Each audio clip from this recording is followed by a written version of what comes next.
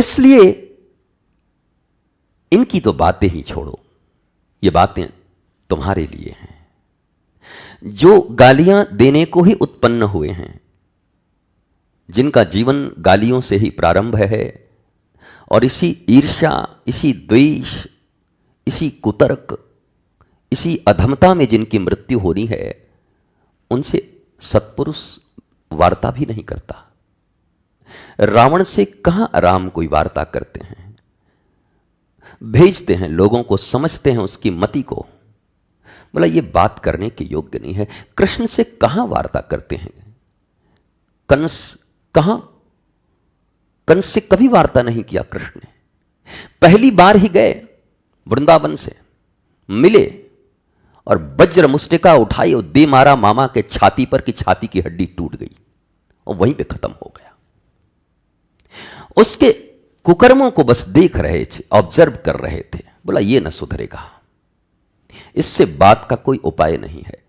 फिर मैं तो ईश्वर नहीं हूं, मैं तुम्हारे वध को नहीं आया हूं। उनका अवतार हो और वो तुम्हारा वध करें कि तुम्हारा वध हो, वो तुम समझो। मैं तो आत्मज्ञान के इस निर्मल प्रवाह को यहां प्रवाहित करने आया हूं। जिस प्रवाह से मैं आनंदित हूं वह झलक मैं तुम्हें देने आया हूं।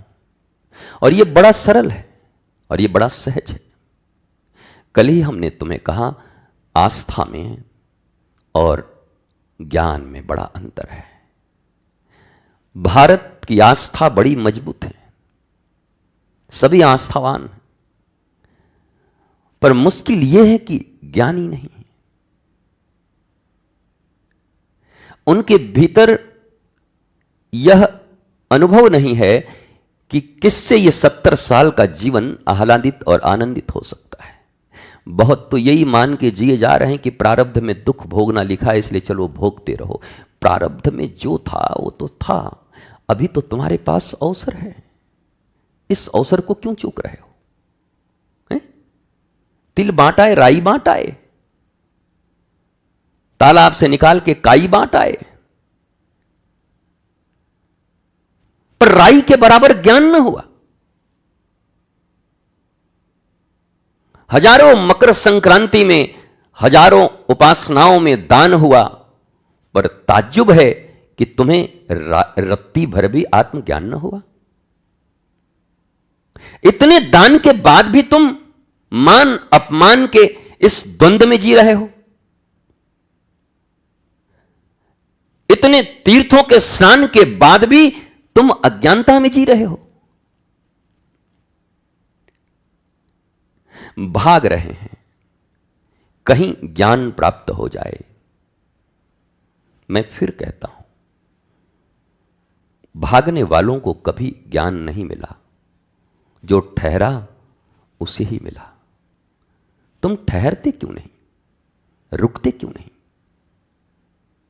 तुम्हारा यह चंचल चित्त जब तक यात्राएं कर रहा है, जब तक ये मन एक क्षण में कुल्लू मनाली, एक क्षण में अमेरिका, एक क्षण में सिनेमा के थिएटर में, एक क्षण में कहीं सुंदरता में, चमड़ों में फंसा है, इतनी यात्रा करने वाला ये मन क्या कभी स्थिर होकर आनंद भी ले पाएगा?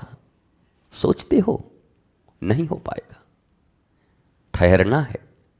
गुरु ठहराव देता है, गुरु स्थिरता देता है। शास्त्र, गीता जैसा शास्त्र भी स्थित प्रज्ञ होने की सलाह दे रहा है। श्री कृष्ण कह रहे हैं स्थित प्रज्ञा, और तुम तो दौड़ ही रहे हो। वो होने के बाद फिर जो होंगे वो सहज कर्म होंगे तुमसे। फिर कर्तव्यों का बोझ नहीं होगा। एक पिता अपने पुत्र का पांव भी दबाता है, जरा पूछो कभी रस से दबाता है क्या?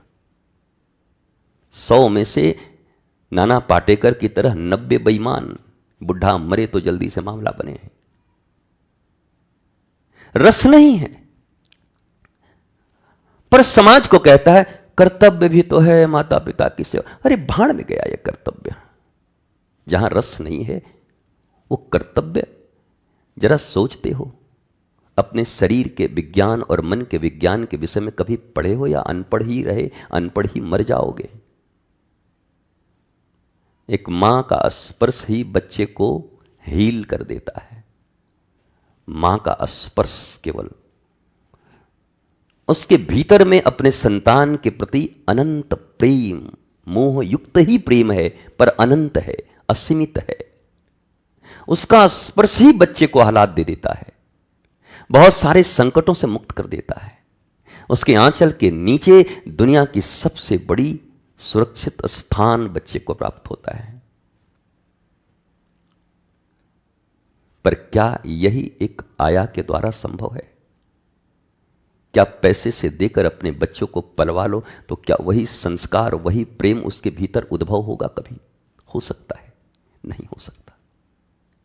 पांव दबाना कर्तव्य है पिता, माता, गुरु का, पर सावधान, जहां रस नहीं है, बोझ से दबाते हो, तुम्हें भी बीमार करेगा, उन्हें भी बीमार करेगा।